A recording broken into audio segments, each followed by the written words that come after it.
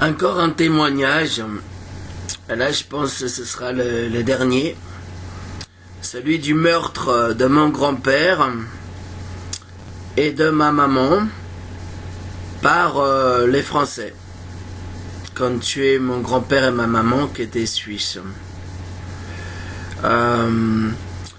Maman m'avait raconté que mon grand-père, Charles, Émile, il avait été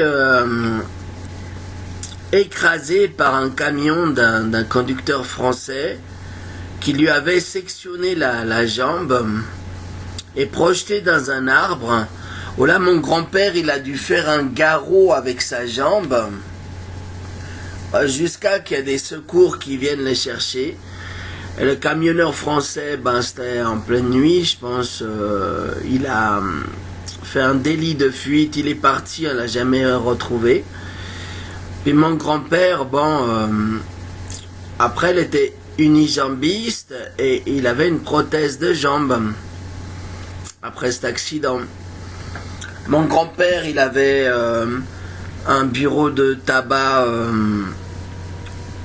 à Carouge, aux Allobroges, et puis c'est lui qui avait le petit bureau de tabac avant en face de l'hôpital, dans la petite de l'hôpital cantonal à Suger de Genève. Il y avait une petite boîte à bureau de tabac, journaux, bonbons, chocolat. C'est là où les gens de l'hôpital, ils venaient acheter leurs cigarettes, leurs chocolats, leurs journaux. C'était lui qui avait en premier ce kiosque tabac journaux. Puis après, il a eu un grand, un peu plus épicerie aux Allobroges. Et donc, il s'était divorcé de ma grand-mère, qui était française et savoyarde. Et donc, en fait, elle s'appelait Vix. S'appelait Paulette Vix, Irma. Et donc, il s'est mis avec, je crois peut-être marié, avec une Suisse allemande qui s'appelait Bernadette, mais je connais pas son nom. Et donc, de là, cette Suisse allemande, elle avait un amant qui était français. Et puis elle tapait mon grand-père, elle était mauvaise, la Bernadette. Elle maltraitait mon grand-père, le Charles-Émile.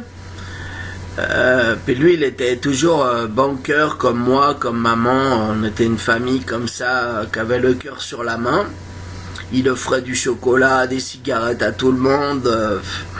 Il était trop gentil, mon grand-père. Et puis il faisait de la pêche, puis il peignait des tableaux. Il est très connu à Genève parce que c'est un grand peintre. Charles Gassman, c'est un grand peintre de Genève. Mais moi, il me reste plus qu'une plaque à oiseaux de lui même. Donc mon grand-père, la Bernadette, lui, il avait une assurance vie assez importante. Et la Bernadette, avec son français là, que c'était son amant, elle a décidé à le tuer.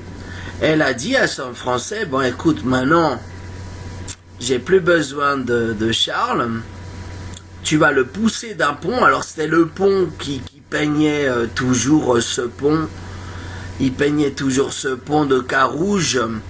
Et c'est de là-bas qu'ils s'en dit, le pont d'Arves là, qu'ils s'en dit qu'ils allaient le jeter sur les cailloux.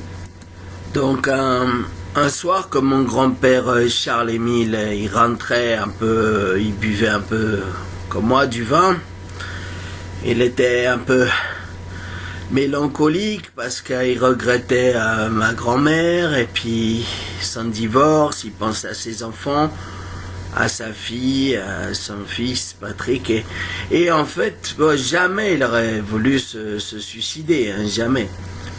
Mais passé par ce pont, il est tombé sur le français en question, un grand français là, il l'a pris, il l'a poussé du pont Mon grand-père, il s'est éclaté la tête en bas du pont d'Arves à Carouge, à Genève, la tête sur les cailloux en premier, puis il est mort sur le coup.